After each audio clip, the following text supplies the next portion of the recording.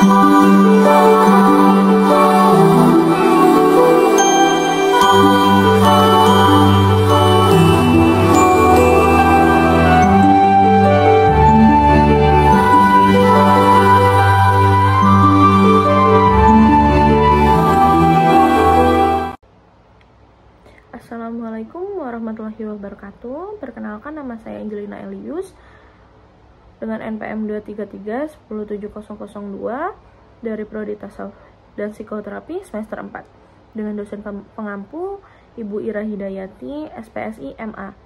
Tujuan saya membuat video ini adalah untuk memenuhi tugas UAS mata kuliah Psikologi Sosial. Sekian, wassalamualaikum warahmatullahi wabarakatuh.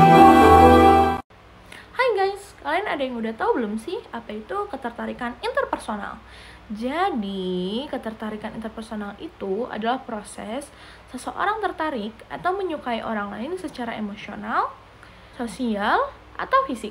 Tidak hanya romantis, tapi juga mempengaruhi hubungan profesional dan sosial loh. Nah, di kehidupan sekitar kita, ternyata banyak sekali loh teman-teman, saudara, atau bahkan diri kita sendiri yang dapat keistimewaan, privilege, atau bahkan kita malah merasakan sebaliknya dalam hubungan profesional dan sosial. Maksudnya gimana sih? Singkatnya, kita sebut aja pilih kasih. Apa saja sih contoh dari pilih kasih itu?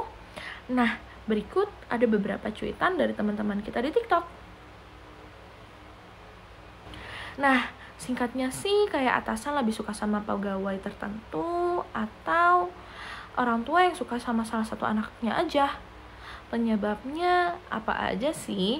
Yang pertama, itu dari segi daya tarik sosial atau fisik. Jadi penyebabnya itu cenderung suka pada yang menarik dari segi fisik ataupun menyenangkan secara sosial. Nah, yang kedua, itu dari kesamaan minat, misal dari yang punya hobi atau punya pandangan yang serupa. Dan yang ketiga, kayak ngerasa kalau orang tersebut tuh lebih unggul dalam hal lain, sehingga mereka yang pilih kasih ini tuh kadang nggak sadar kalau mereka itu nggak adil. Nah, kira-kira ada dampaknya nggak ya? Nah, yang pertama, lingkungan pekerjaan, keluarga, ataupun sekolah menjadi tidak adil. Itu sih yang pasti.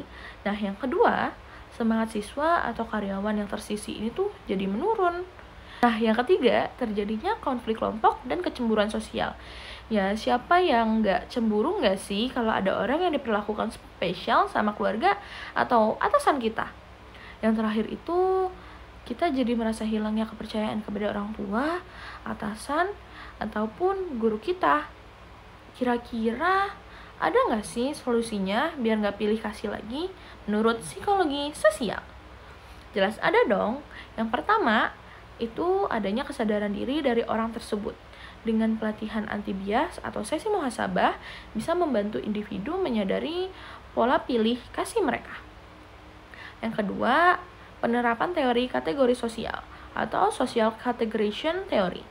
Manusia cenderung membagi orang ke dalam kelompok kita atau in-group dan mereka atau out-group, lalu memperlakukan mereka secara berbeda dengan cara dorong perspektif inklusif atau tekankan kesamaan sebagai manusia, bukan perbedaan kelompok. Misalnya di sekolah atau kantor, ciptakan kegiatan yang membaur antar kelompok. Yang ketiga, penguatan norma sosial tentang keadilan. Norma sosial bisa membentuk perilaku loh. Jika masyarakat menilai pilih kasih sebagai hal yang negatif, orang cenderung menghindarinya. Buatlah aturan dan budaya organisasi yang menekankan prinsip keadilan. Misalnya dalam sistem evaluasi pembagian tugas atau pemberian hadiah. Gimana sih pilih kasih menurut pandangan agama Islam? Menurut Quran Surat Al-Ma'idah ayat ke-8, berlaku adilah karena adil itu lebih dekat kepada takwa. Sekian dari saya. Thank you for watching. Wassalamualaikum warahmatullahi wabarakatuh.